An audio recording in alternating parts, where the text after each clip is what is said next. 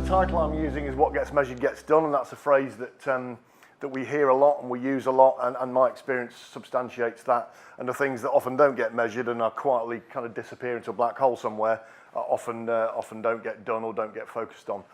What's in it for you? Essentially, regardless of your role, and I guess you'll be looking at this from whether you're a finance director, whether you're a managing partner, whether you're in operations or marketing or whatever, you'll be looking at this from that perspective. But essentially, both firm-wide, role-specific, sector-specific, department-specific, and individually, you will be able to take some messages from this session and implement better measurement if you see fit and you have the will to do so.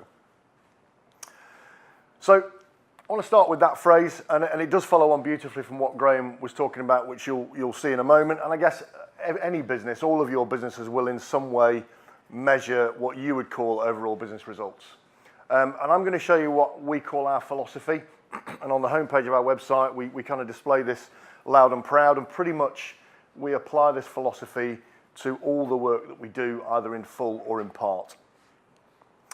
For the purpose of this exercise, the philosophy actually uses that phraseology, but of course overall business success is not just about profitability, but we don't work with public sector or charities, we work with commercial enterprises only.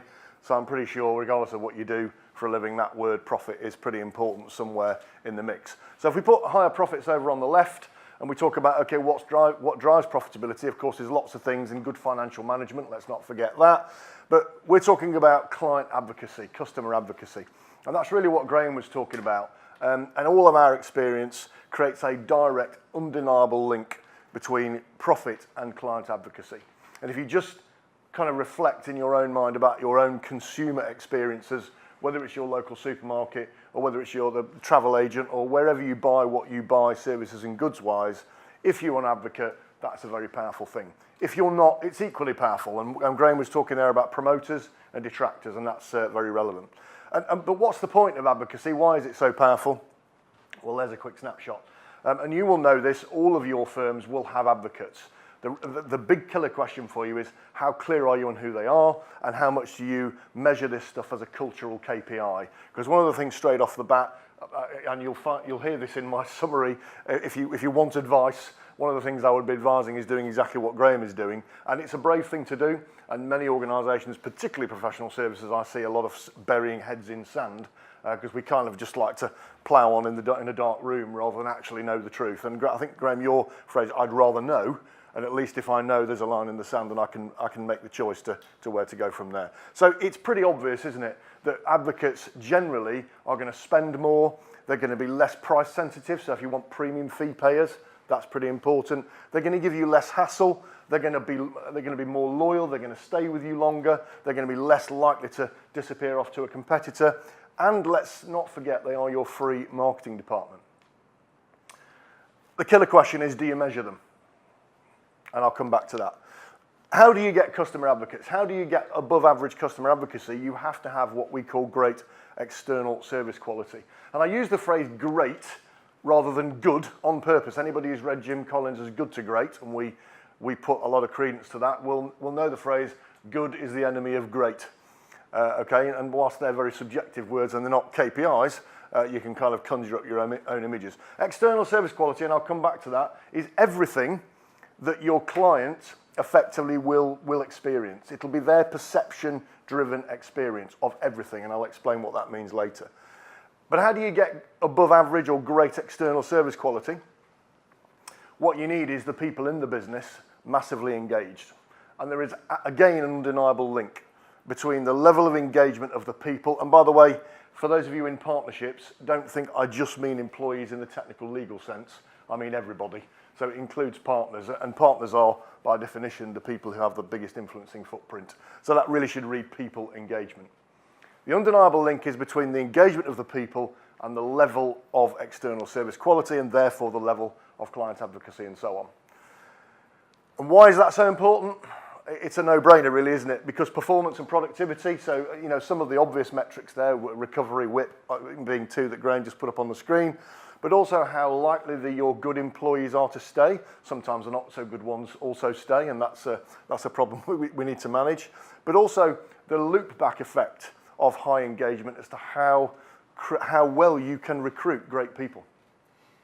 Talking to CEOs and managing partners and equivalents across law firms, accounting firms, financial services firms, in the last 10 to 15 years, I have noticed a distinct shift. 10 years ago, if I asked the question to any of those people, what are your top 1 or 2 challenges in business? How we market our business, how we drive revenue was absolutely if not one of the biggest challenges.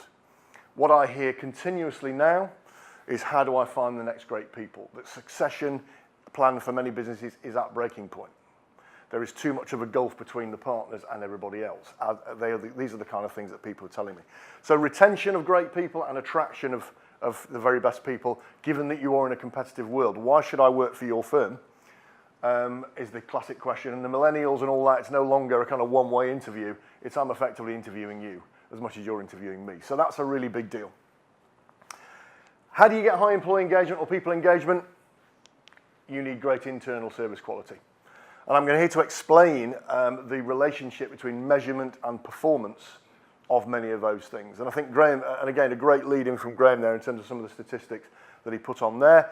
And you know, I didn't say this at the start, but Graham did. Our business facilitated the survey for Graham, and actually the 5 questions he was asking are what we call the 5 pillars of advocacy, and I'll tell you about those. And we wrote a book on that, and they are, all our research says they are the 5 things which you've got to get the most right in order to achieve client advocacy. But I'll come back to that if I possibly can in the next 25 minutes. So that's our philosophy, and that's the backdrop. And so, given that this is a measurement conference, essentially, the first thing I want to cast your eye over is, you know, what are those things are you measuring? Because there's a definite cause and effect going on here, and I'll explain that as we go. Now, in terms of getting back to that phrase, overall business results, it's fairly obvious that depending on the role that you do, if you're the CEO or the managing partner, you know, the top 3 are going to be pretty standard bread and butter for you. Maybe you measure market share, either in percentage terms or in relative, you know, size of our firm. Have we gone up or down a couple of places in the UK? If you're an FD, you might be measuring how effective your assets are being and ROI in terms of how your investments are doing and what they're delivering. They're fairly obvious things. But I guess when you start delving down, and some of those are not relevant departmentally, but certainly fees and gross profit, gross margin. But question 1 is, this is how you might set up your law firm. This would be very typical for departmental kind of structuring. And if that is the way you do it, how much MI have you got by department? Because having it at firm level is one thing, but when you start delving down under the surface of the top level, how effective is your measurement that level down? So how effective are you able to be at understanding market performance and your performance and the relationship between the two at departmental level? Because many of the firms that we deal with can be absolutely stonking ahead on one of those and doing a dire performance on the other, very much driven by what the market's doing. But regardless of what the market's doing, you can still do better or worse than the market, and you will know that. So going back to the core philosophy chart, in terms of some of the things that you can be measuring and the relationship between input and output. So let's be clear. The first thing, and again, I'll come to this as part of my final rallying cry of what I would advise every organisation should be measuring, and we walk the walk, as Graham is doing. So measuring client advocacy and measuring employee engagement, people engagement can be done very easily, very simply, very cheaply. And Graham's example, and he's come out with a net promoter score of 28%, and you said you're happy with some of that, but you definitely want to improve that. And just to give you some benchmarks, the gateway to world class is 70%. Okay, so if you're hitting 70%, and there are about 2 or 3 of our clients that are above 70%, that is the gateway to world class. And obviously the higher the number, the more world class you are. And there is an absolute relationship between that number and the words and the things in the box underneath. But the bottom line is, if you're not tracking some of this stuff and you don't measure it, then you won't know. Similarly, people engagement. The gateway to world class is typically about 60 to 65%. That seems harder to earn those stripes. Employees are often harder to manage than clients, somebody once said. So you can definitely measure those. And the net promoter score, by the way, Graham's introduced that. I'm glad he explained that, and I didn't have to spend time explaining that. But it is, think about the phraseology, net promoter. So promoters are the people that would rush out the door and scream from the rooftops how good you are. And it's really taking away the people who would actually do the opposite. And therefore, that is the net number of promoters that you have. We ignore the passive 7s and 8s. because they're kind of, yeah, it's not bad, but it's just kind of something preventing me from giving you a 9 or a 10. So you can measure those very easily and cheaply, and certainly the work we do with our clients is our encouragement is not just to do a client survey, and I think that's frankly what Graham's done because he's done it for the first time, but my advice to Graham and everybody else in the room is work hard to make that what we call a cultural KPI.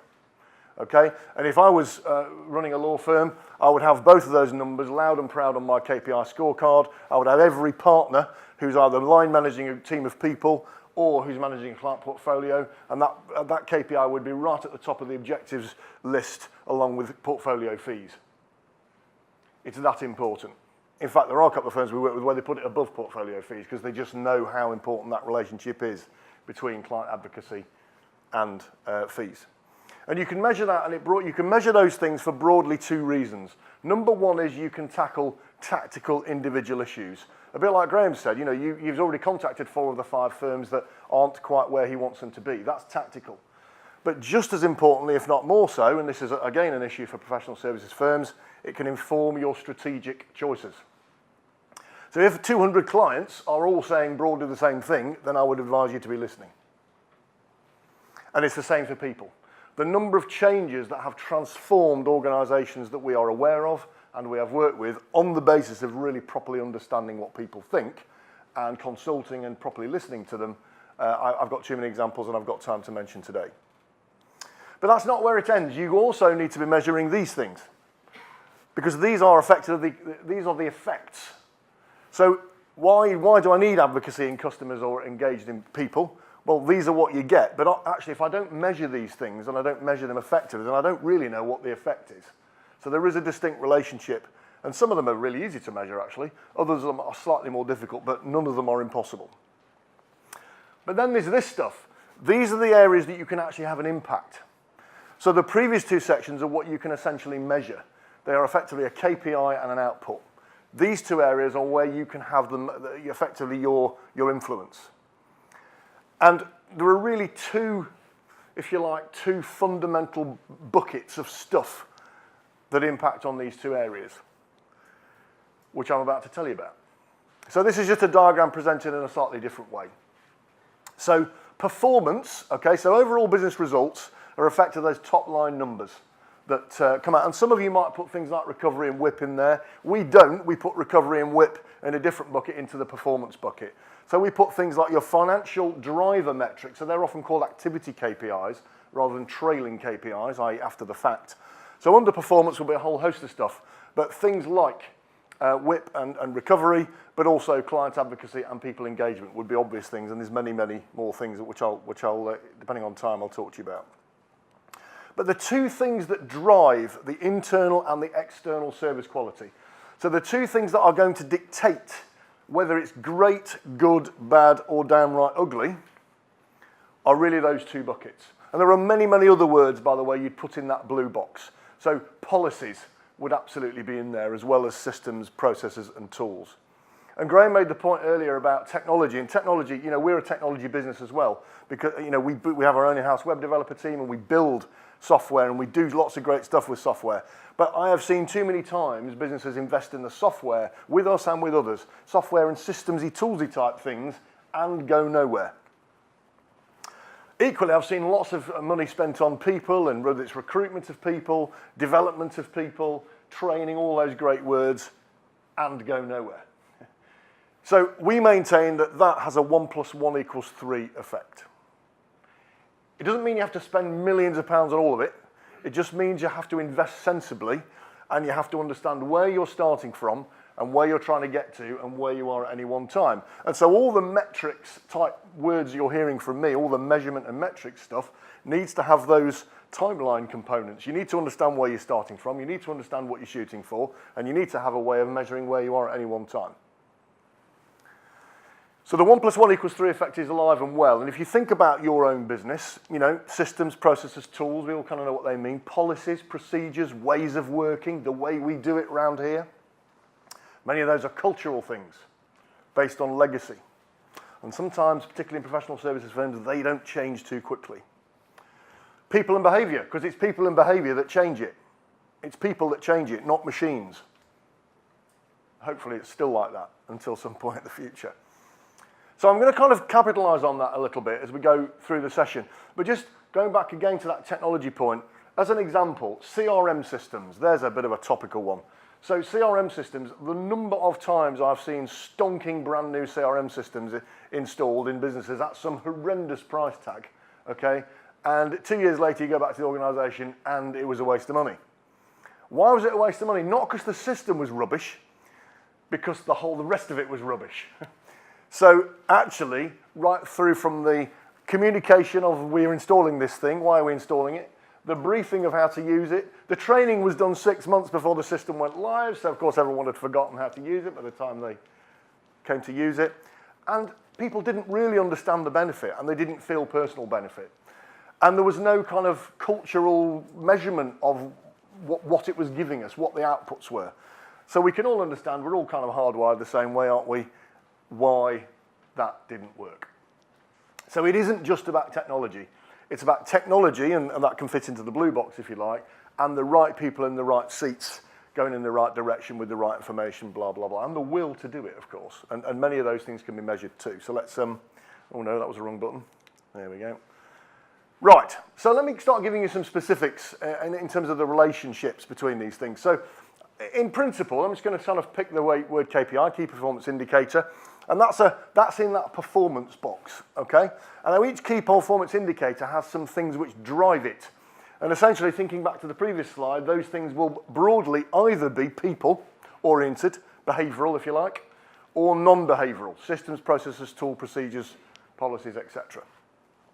And then out the other end comes some kind of effect, some kind of output. And it's the relationship between those three things that is particularly important, I would suggest, for everybody in the room, regardless of what kind of organisation you're involved with. You are all law firms, and it wouldn't really matter if you were all a bunch of managing directors of canned veg organisations, frankly. The principles would be identical, although there are some nuances for your sector which are important. So let me put some specifics on here. So let's talk about that people engagement measurement, okay? In our view, absolutely critical. Anybody who's not measuring it, I believe you are poorer for not measuring it, and I would advise you do measure it. And you might not be able to get it to be a cultural KPI overnight, but you have to start somewhere. So measured in Net Promoter Score terms, okay, Net Promoter Score is a harsh measurement. You know, Graham's getting a figure of 28%, gateway to world class is 70. That seems pretty harsh, but when you put up the average of 8.2 out of 10, that seems much better, doesn't it? So it's a deliberately harsh measure, because you could say to your clients, we get an average score of 8.2 out of 10. That sounds pretty good. 28% is not, Net Promoter Score is not a particularly well-known measure at consumer level, but in business, you Google it. It's globally recognised, and all the big corporates across the world use it.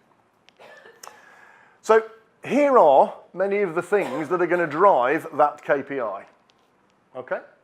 And you can read those for yourself, okay? Now, let me tell you, this is not based on what we think, right? This is based on fact. We do probably, 30, 40 or 50 per year, so over 15 years, that's quite a number, and many of them repeat, people engagement surveys for organisations, many of them professional services. And we see thousands of lines of data, both numerical data, and in some ways, some would argue, more useful, the comments and the qualitative data. And we know what people say about their employers, and I'm talking about partners as well as employees.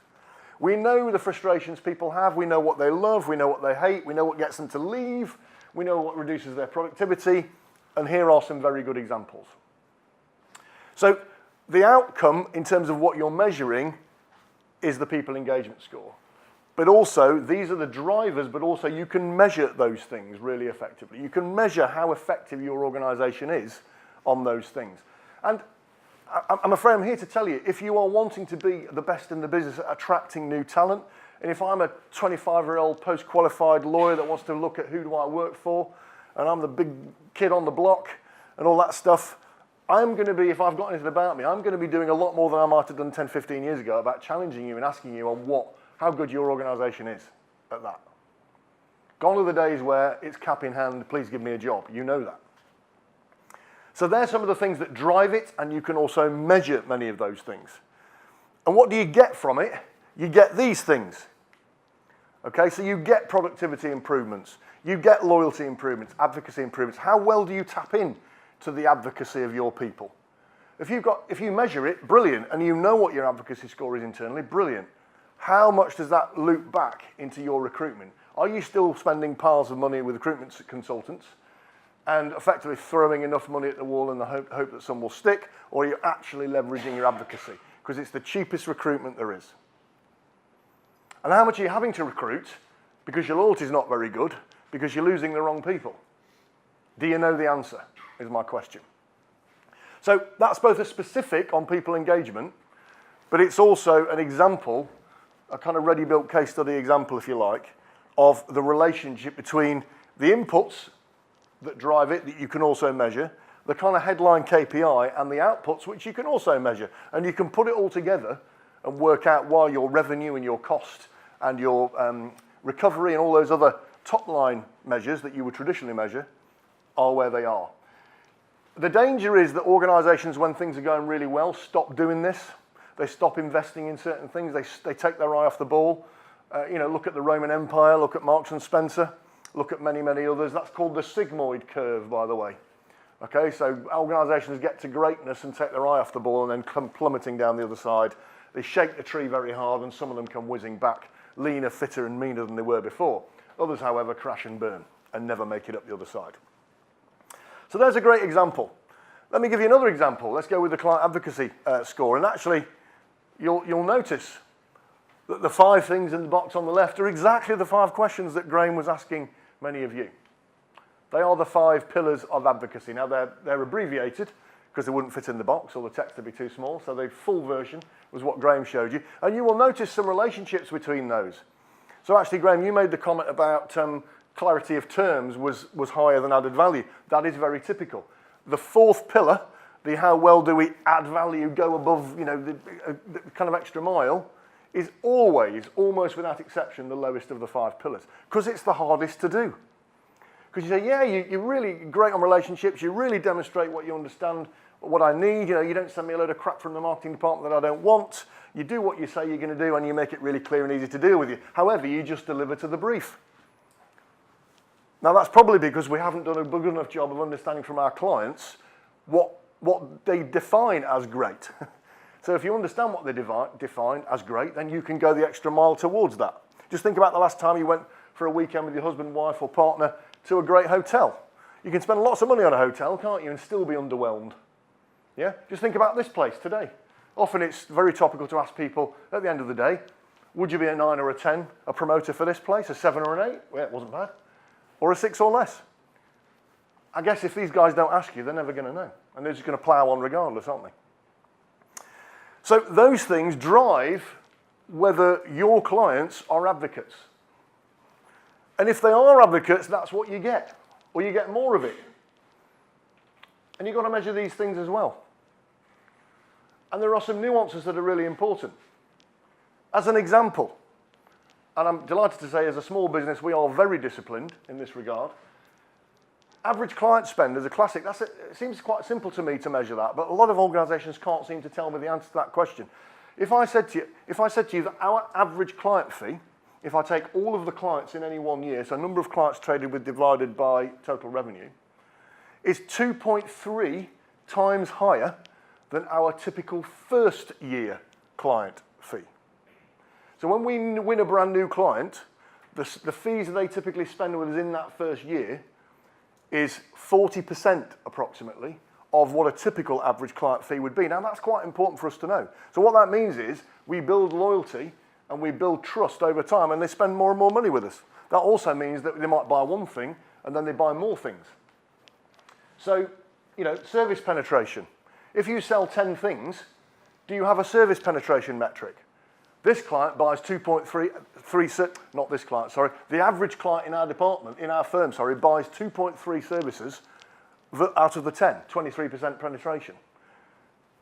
Is that good, bad, or indifferent? You won't know until you start measuring it. So there's all sorts of things, and I guess this is the most topical. Number of referrals, it's a no-brainer. You all know that advocacy drives referrals. However, many organisations get quite high scores on the how likely are you to recommend.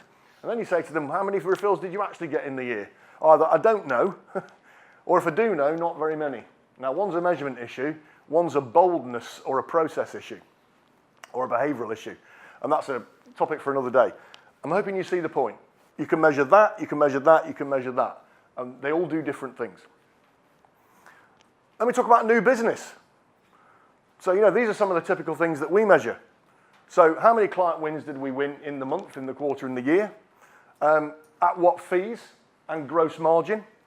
And typically, what size of slice of the pie in percentage terms is our new business of our existing business?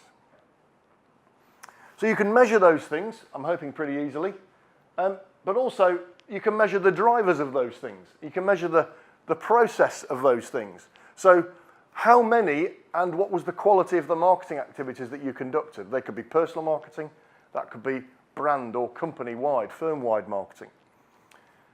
So how many prospects did that activity generate by lead source? And I'll show you some examples of that in a second as we draw to a close. What money did it cost you to run your marketing department and all the, the kind of marketing non-chargeable time that goes down on your charge sheet? Add it all together, it costs us £1 million. What did you get for your £1 million? Divided by the number of leads you've got, broadly, that's the cost per lead. Yet we often don't incorporate that into the margin equation when we win business, or we don't win business. How many proposals did we make? And what's the ratio between number of prospects and proposals, and number of proposals and wins? And for those we lost, do we know why, and do we measure it? So let me give you a real life example on how we, and this is a business planning thing, as well as a kind of where we are now. It's actually what do we want to plan to achieve. So let's say we've got a law firm that turns over £10 million a year, and you want to grow that business for the forthcoming financial year by £1 million. And you work out that half of that can come from increased client volume, current client volume of work, cross-selling extra services, and maybe some fee increases. So let's say you're going to get £500,000 of that million, you reckon, from current clients. But the other £500,000, where is it going to come from? So essentially, you've got to win £500,000 worth of brand new business. So I think most firms can kind of work that out and measure that. That's relatively simple. If you measure the average first year fee, not just the average fee, the typical average first year fee, let's say it's £10,000 your new clients would spend with you typically on average in the first year, you now work out that it's 50 new wins that you need. So you need 50 new wins somewhere in the year. Now, of course, I won't get too technical mathematically, but obviously you've also got the midpoint of the year where you theoretically would divide everything by half, because if your new wins are spread evenly across the year, then the ones you win in December will really not deliver anything until the following year. But we'll just take that out for the purpose of this exercise. Now, if you also know that typically your conversion rate is a 4 to 1, so for every 4 leads or opportunities or prospects you get, you deliver 1. So the mathematicians among us will very quickly realise we need to get 200 prospects. And where are those prospects going to come from? Are you going to kind of create them digitally, or are you going to create them more traditionally? And any of those mechanisms will theoretically do the trick. Okay, and there is clearly a move to digital in many of the departments that you will work, but I would say even despite the move to digital, for our last year, I can give you the stat, 78% of our brand new business leads came from traditional, not digital means. So we are a little bit asleep at the wheel digitally. We've sorted that out and we hope to do great things digitally. But I think literally the wave is rising in terms of the way the balance between digital and traditional. But do not forget traditional. The referrals clearly fits into non-digital. And that is, for many of us who measure client advocacy and drive that forward, that's going to continue to be particularly important. I have been known to say to many CEOs and managing partners, with a bit of a tongue-in-cheek, but you'll understand why I say this, kind of get rid of the whole marketing department and just focus on your advocates. I don't mean that literally, but it's a kind of designed to a little bit of shock and awe to say, actually, if organisations focus much more on their advocates and then drove the referrals from it deliberately, you'd probably perform better in new business terms. In order to do that, you have to measure it. Right, so in summary, and I suppose there's a little bit of a flavour of recommendation in here, folks, really. I would say do what all great businesses do, and we know what they do because we work with many of them, and we work with many of them who aren't so great as well, so we know the good, the bad, and the ugly. We are a great believer in defining what great looks like. Many organisations that we have experience of want to do stuff that's great, but they haven't defined what great is in the first place. So that's step one. I would absolutely recommend you measure both people engagement and client advocacy and work towards making them a cultural KPI. It should sit loud and proud near the top of your scorecard. Diagnose, measure the drivers of those things, and I've given you some clues of what they are. And when you've surveyed it, just like Graham has for clients, is understand the positives and leverage them and work to improve the things that are not as good as you want them to be. Incorporate what's called a balanced scorecard. If that is new news to you, I'm more than happy to explain what that is afterwards. And then use the scorecard, because that is where the fulcrum of your measurement and your business health check will begin and end. Ladies and gentlemen, thank you for your time. I appreciate it. I hope that was valuable. Thank you.